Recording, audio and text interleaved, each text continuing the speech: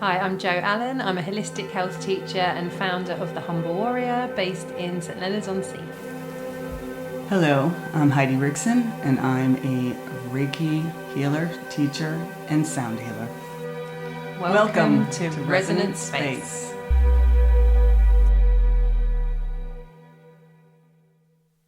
Hello and welcome to Resonance Space podcast. And today we have a sound bite for you, going back to our favourite topic of sound and sound healing.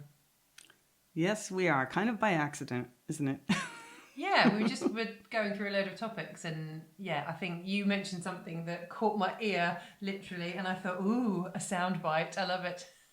We were talking about what books we were reading. Yeah, or audiobooks. I don't have time to read, unfortunately. It's the same thing.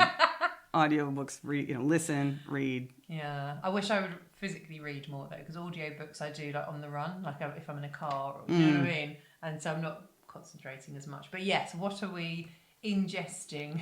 Ingesting. Ew, that sounds weird. Ingesting knowledge.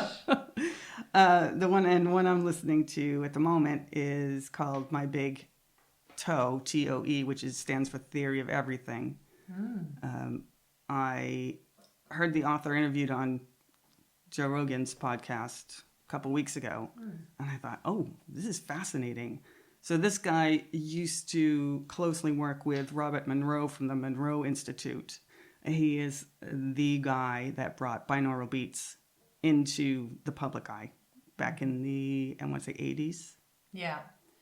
And if anyone doesn't know what binaural beats is, what are they? It's when you have two different frequencies, one in one ear and one in the other, and the difference between the two is what kind of frequency your brain picks up. So if I have 175 in one ear and I have 170 in the other ear, 5 hertz. Yeah. So it's got the ability to calm the brain and lower the brainwave frequency. If you program it to do as such. So if you do a binaural beat with like 40 hertz, it's not very relaxing. No. It needs to be on the lower spectrum, doesn't it? But yeah, it's fascinating, isn't it? And the different frequencies can be used for different, I suppose, conditions. It can be. Yeah. So we've got theta, which, delta is the lowest, and that's really deep sleep. Sleep. Yeah. Then we go into theta, which is more of almost like a trance-like state. Sort of when you just wake up, but you're not really awake, but you are awake. Mm-hmm. Does that make any sense? Yeah, that's where you go when you're in sound healing, I think. You're in that state. Kind of drifting. Yeah.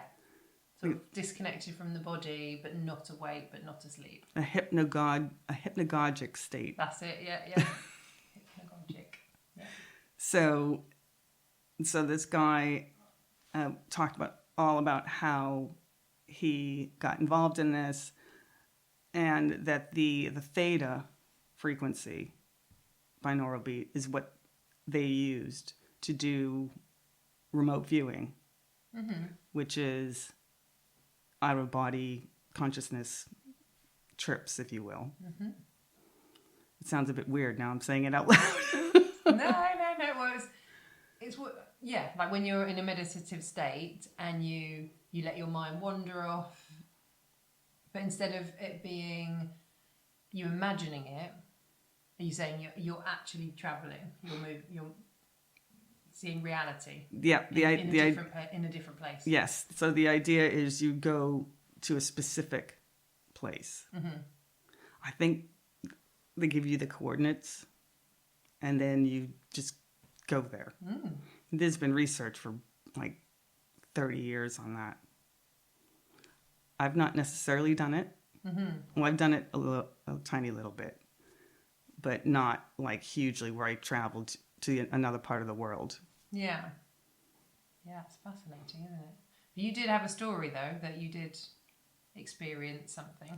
I did. It was during a psychic development class I took with a friend of mine back in America, and she had us do like kind of a mini remote viewing, if you will.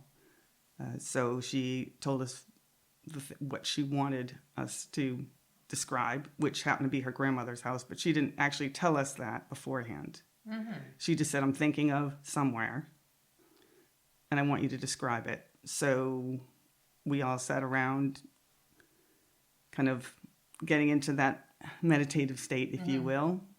And after a few minutes, we all went around the table and told her what we saw. And I just started to describe what I picked up, and it just happened to be her grandmother's house, what she had kind of projected at first, but not told us. Yeah. And did everyone describe the same thing? No, everyone had a different take on it. Okay. It's almost like everyone had a different kind of perspective. Yeah. If you but will. It felt like people went there. I can't remember exactly what everyone else said. There was a couple of people that had specifics, but some people just had impressions, yeah, colors, even a specific feeling. And I suppose it depends how you sense things in that way, because some people are very visual when they meditate. Some people aren't at all. Some people do just have feelings, sensations. Yeah, so I guess that's down to the individual person as well, isn't it? Yeah, it was interesting that we could all do that, and we didn't have binaural beats. This is before I started getting into the sound aspect of what I do. So you can do it. Yeah, but I think sound frequencies really help to get into that state, that brainwave state. Because, so I do a session with a lady who opens Akashic Records. And so she does the meditation with people, but I sort of get them into that right brainwave state where they can access. And then I was talking to another lady recently who is very guided by her kind of shamanic guides, and she's been very clearly told that sound frequency is the healing of the future, and it's what's going to sort of heal us collectively. So she kind of approached me to say, I'd love to include your sound healing in my shamanic work and that sort of thing. And I was like, amazing, I love it. So it's really strange that people are coming to me because I'm doing the sound healing, and they want it to kind of help to access other things. And I'm just like, this is just so exciting. And I think, things like binaural beats, it fascinates me because you can use sound frequencies for focus, for example, for calming, obviously, calming anxiety, for like depression, if you need to raise your, I guess, happiness levels. And so there's ways of using sound for healing is quite incredible. And the more research there is and the more people learn about it, I think it's becoming something that people understand as I think with meditation, sometimes people are like, why am I doing this? And I've just discovered a really nifty little trick of showing them how powerful meditation is. I'll maybe do that another time. But with sound healing, people just get it. They feel it. They just kind of go, oh yeah, whatever they needed, whether it was to release some stress or sadness, or they just they're kind of understanding it, and I think that's brilliant. Well, it's very visceral as well. Your body feels it, even if you have headphones in. Your whole body vibrates. Yeah. Along with whatever you're listening to.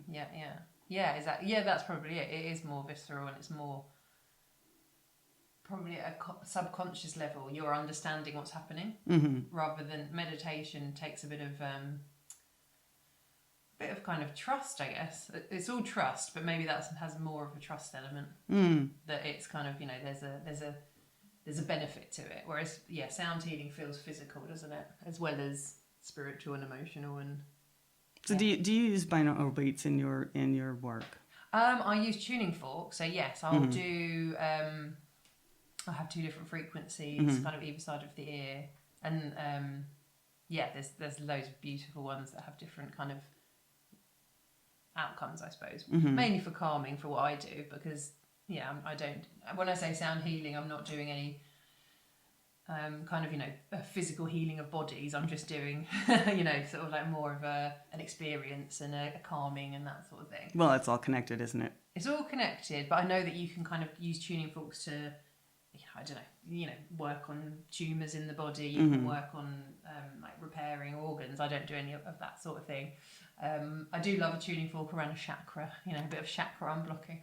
But that is binaural beats. And if there's, or I might play a track. If there's if there's a focus at the end after the instruments, I might play a binaural beats track if there's something that I want to guide people towards. But Don't you need headphones for that? No, I just have it on like surround sound speakers. Oh, okay. It might not be as good, but people still seem to feel pretty relaxed after. And that is what matters. Exactly. But I'd love to learn more about the origins. Like, how did they discover it? It's amazing.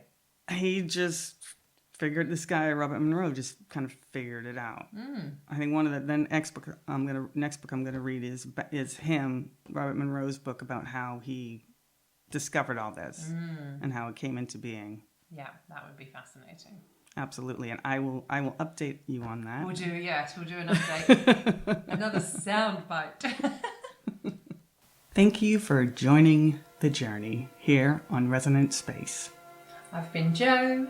And Heidi. And if you want to contact us, you can get in touch at our email address, info@the-humblewarrior.co.uk. So just if you have any questions about any episodes, if you have any topics you'd like us to explore, or if you are a practitioner yourself and would like to come on the podcast and discuss a subject, that would be amazing. So yes, feel free to get in touch. Thank you.